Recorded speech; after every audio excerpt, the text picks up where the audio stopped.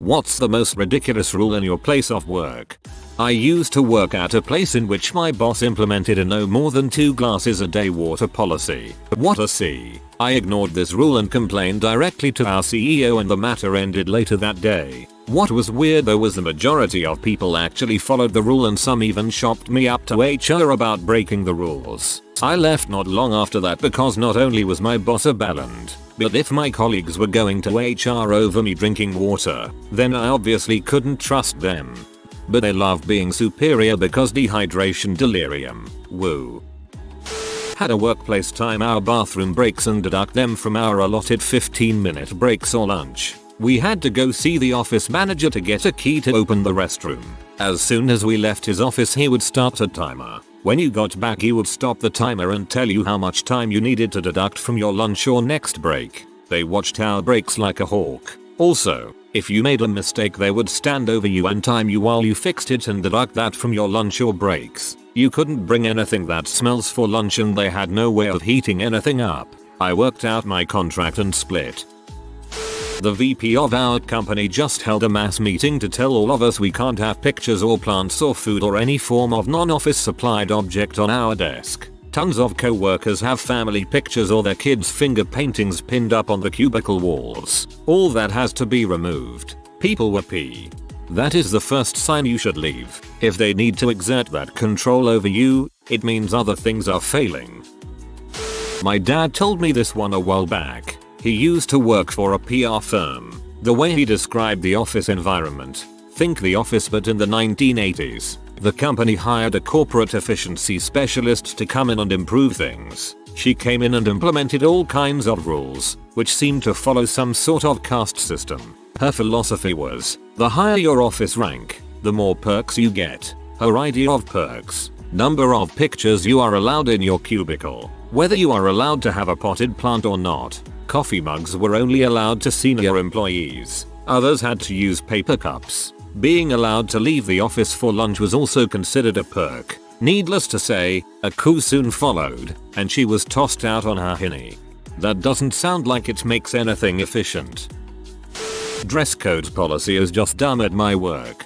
Different positions have different requirements, even though we all work in the same office. My favorite rule though is the one on shorts. We can wear shorts on Fridays between Memorial Day and Labor Day. However, the shorts can't have pockets on the side. It was written to discourage ratty cargo shorts, but the way in which it is written allows me to wear gym shorts, so I do.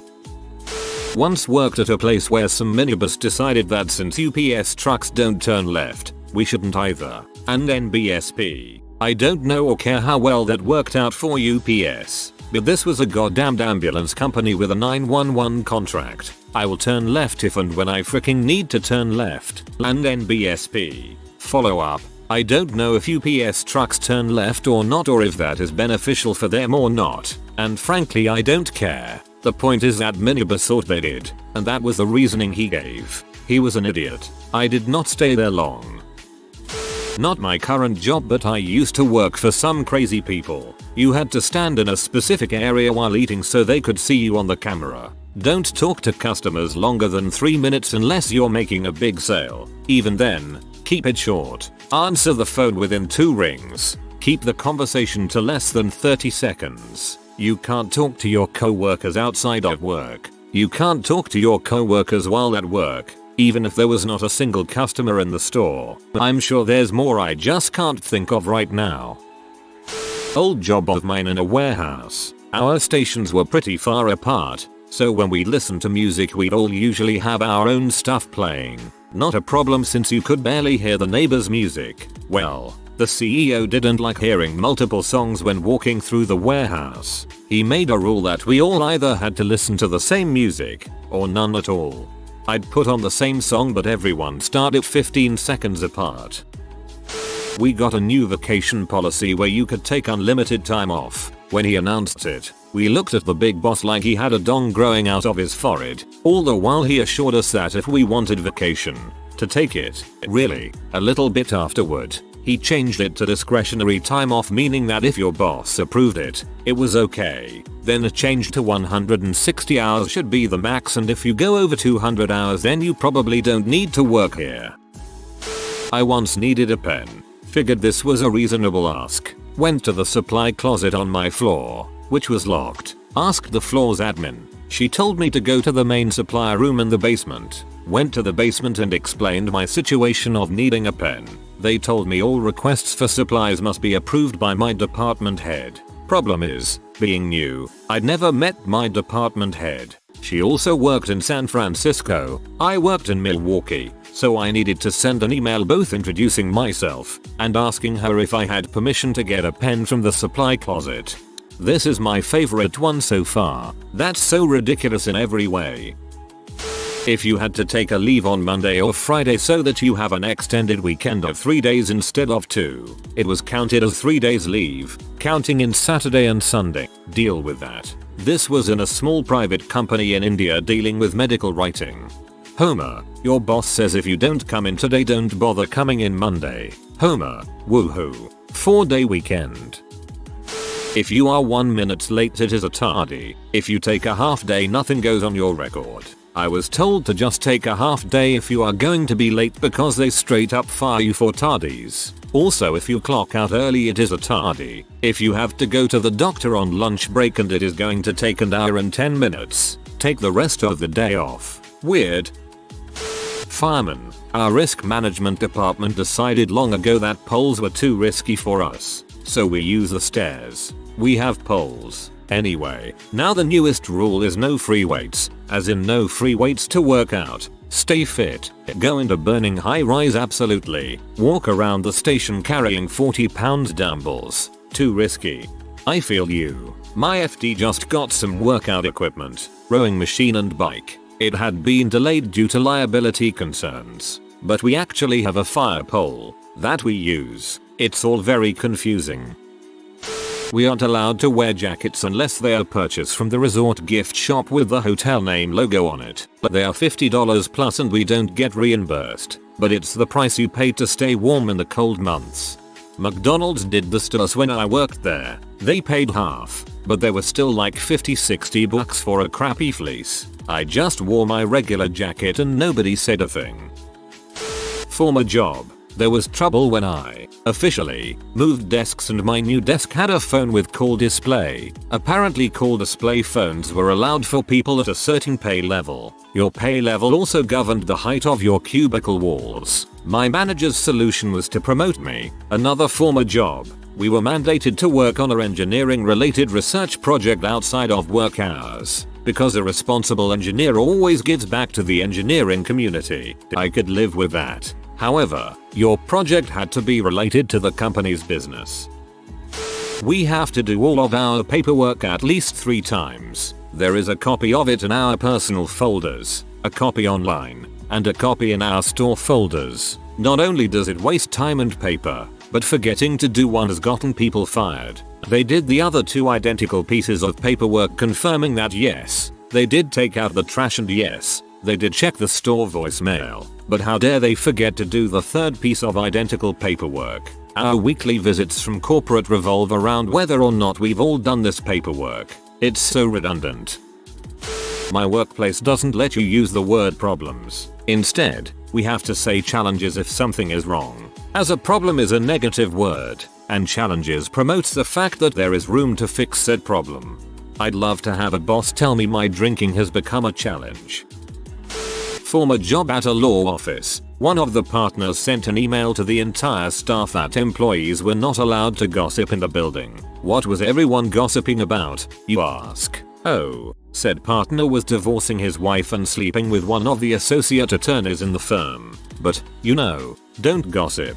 I worked at a law office once where one of the partners cheated on his wife with an intern, got the intern pregnant, then divorced his wife and married the intern, and because his ex-wife and the intern looked so similar some people didn't even know any of this happened. All the extra toilet paper in the building has to stay in a single closet where it can be overseen by the toilet paper queen. I heard her shrieking the other day when she discovered someone had hoarded one spare roll of toilet paper upstairs so the people who work upstairs wouldn't have to walk down multiple flights of stairs when the toilet paper ran out. It's the cheapest, one-ply toilet paper available on the giant rolls that only fit in the special dispensers. I can't imagine anyone wanting to steal it. I hope Toilet Paper Queen is actually her title. I used to work for the now long defunct books, movies, and music store Media Play. Just one of the 285 reasons that poorly run business ran into the ground was the tardy attendance policy. If you were literally 1 second late clocking in, even hours before the store opened, it was a really big deal. You'd not only be formally written up, but lectured like a child, oftentimes berated even. If you were tardy 3 times, bye bye. However, if you no-showed and then called 2 hours later saying you were sick, okay, thank you, feel better. This trained everyone to just take a sick day instead of being half a second late to work. I can't tell you how many times you'd see a co-worker screeching into the parking lot before work after fighting traffic from a wreck or whatever, noticing it was 8:01, and then slowly driving off to go home and feign being sick. This was particularly upsetting when it was a pull-down stock week when we needed every hand on deck but had unusually early shifts. Many years ago I was a vacuum cleaner salesman. There were songs about this particular brand of vacuum cleaner and how awesome it was. Every morning, we had to sing these songs as a group. In fairness, it was a pretty quality item. It was Kirby. Didn't mean to be subversive, just didn't think anybody would care. In fairness, it was a pretty quality item. It's okay man, you're free now. You don't need to sing the song anymore. When I was in the military I saw a buddy of mine sitting outside crying.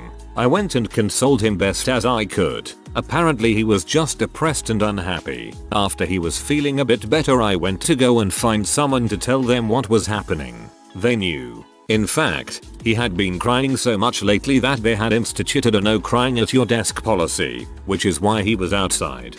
Dear God, what the frick? If we want to take a full 5-day week off we need to use 2 vacation days, 1 personal, and 2 more vacation days. Can never use 3 vacation days straight. Something similar here. We can't use our sick time until we use 3 vacation days. So, let's say I have no vacation hours, but get really sick. I can't use PTO. Our sick time is essentially useless. I drive Valet. The company handbook says you're never allowed to back up, ever. You absolutely cannot do the job without reverse. It's impossible. It's in there because of liability and our insurance policy. This way it can always be the valet's fault if an accident occurs ever. To answer the most repeated question, if the rule says no reverse, yet you're expected to park a car, then how can you park the car? Answer: never hit anything, and always reverse despite the rules. Expect to be fired should you hit anything and reverse, but probably not. The rule only exists to cover the company's butt, but if they don't feel threatened by you working there and you're an asset, you still will not be fired. And yes, many people are questioning the legality of it and you're right. It wouldn't hold up in courts, but it's in the handbook and it's silly, so I posted it. Malicious compliance.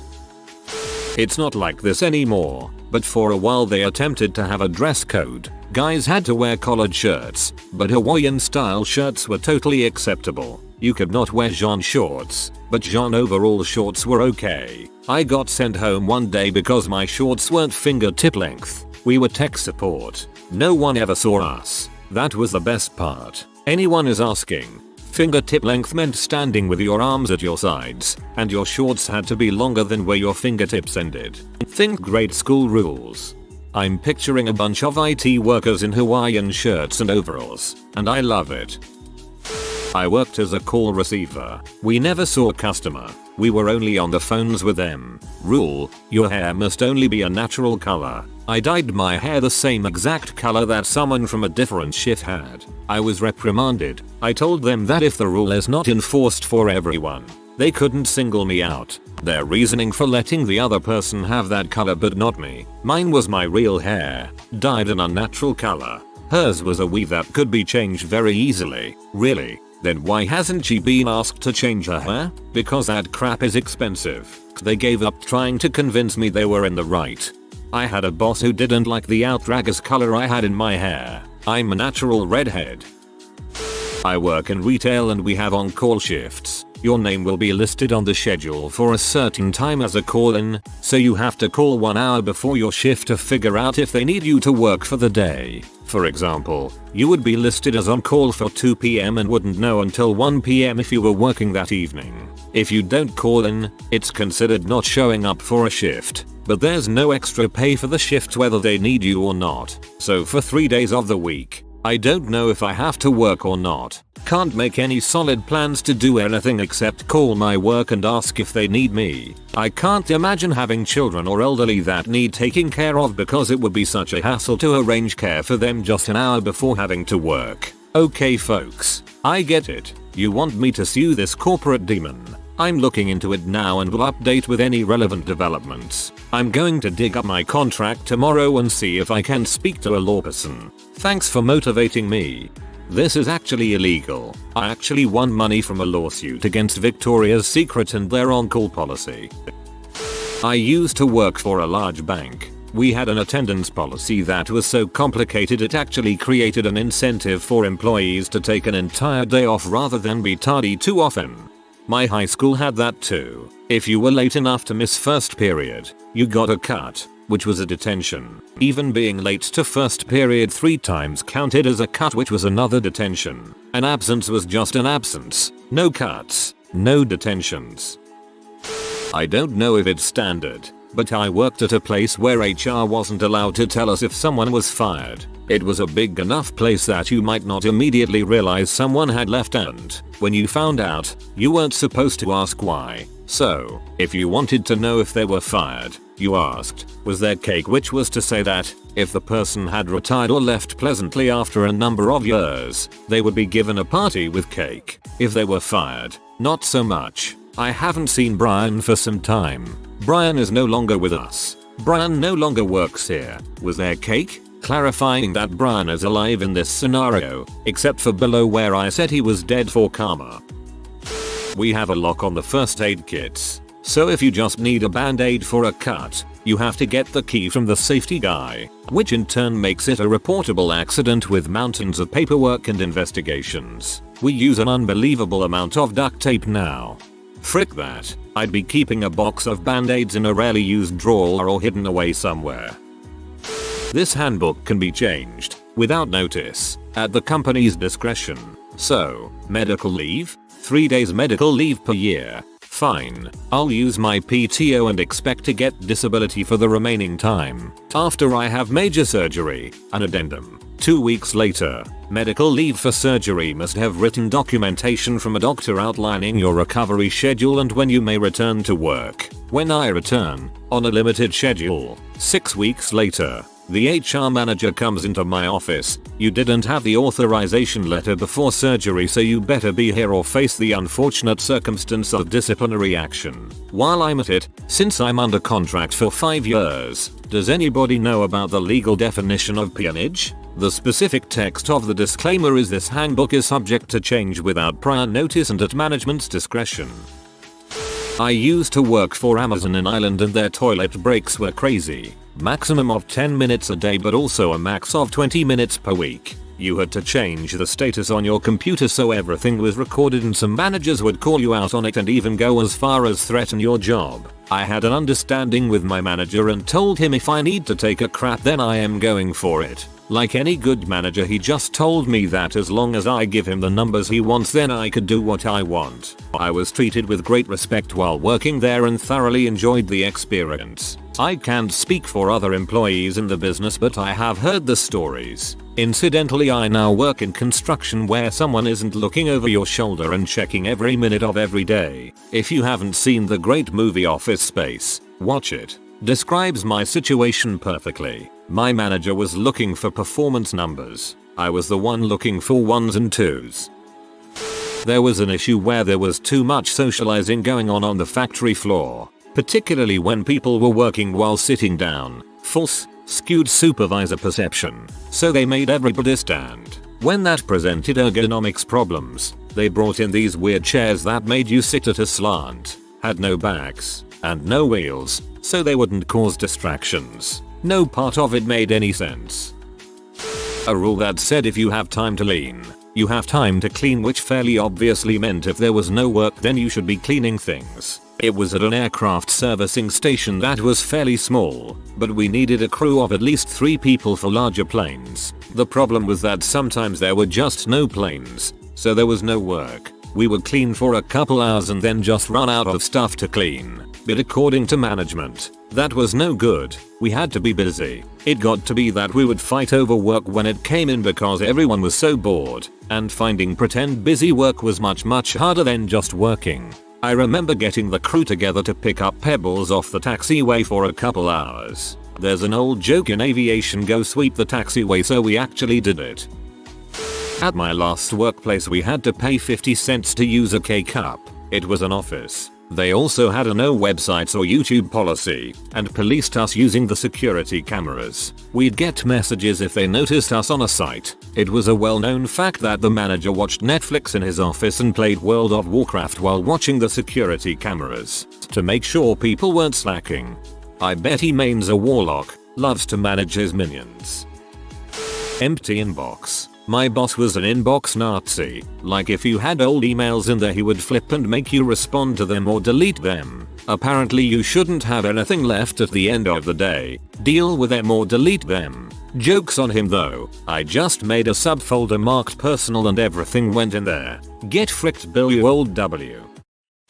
Not current job but at my last job at a store cafe. An unspoken rule, as in me and my manager were never told this by our boss, was that we were not allowed to let a health inspector see anything that they come to inspect while still getting a good grade. We followed health and safety laws but our bosses didn't. We were one of the smaller stores cafes in this chain of 20+ stores and cafes. The health inspector must have realized that it was the company's fault for all the health and safety breaches because we, the staff, were given near full marks on the staff's health and safety responsibilities, but the boss's responsibilities was a different story. No fly killer in store, despite them being attracted by our bakery part and us having a fly killer out back for over a month, but no one was ever sent to install it. No mouse rat traps. Only one sink. Law requires two. One for hands and one for dishes. No hot water. The counter where we put coffee down wasn't nailed down and we actually had a customer attempt to sue over a spilled coffee.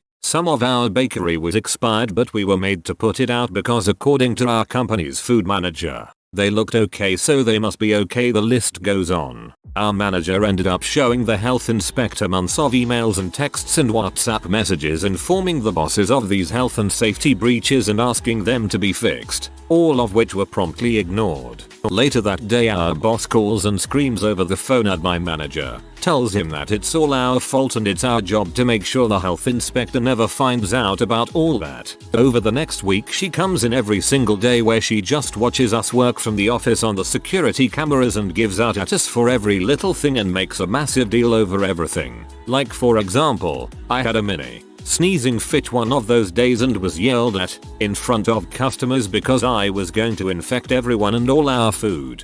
Glad to be out of that hellhole. Last I heard, a few of the stores she manages, 4-5 store managers quit all in 1 week while she was on holidays. So she took over managing those stores, are failing with massive sales drops and mass employee quitting ever since she took over them. Hope to God she loses her job. Holy crap, they ruined her holiday. Perfect revenge. We got Keurig for our break room. Our boss removed the part of it that you use the K-cups for because it had a needle in it, which is what pierced the K-cup. Her reasoning is that she was afraid someone poked their finger with it. We worked in a blood donation center. We were all phlebotomists. She didn't see the irony. Worked in a surgery center with doctors. One of the cosmetic surgeons, who specialized in burn and scar reconstruction, didn't like the office manager and made it obvious to be an but. Office manager told surgeon he couldn't use a box cutter to open packages. Surgeon started using a scalpel to open office mail. No scotch tape on anything. I was a teacher, and the principal wouldn't allow it in the building. Threatening letters in your file for insubordination if she saw it on your desk. Only painter's tape, which by design is meant to not stick very well. I hung posters in my room with circles of duct tape on the backside, with strips of painter's tape on the front side just for show. Subtle, petty insubordination. If you are new to the channel, you can subscribe. I publish new videos every day. Until then, check another video.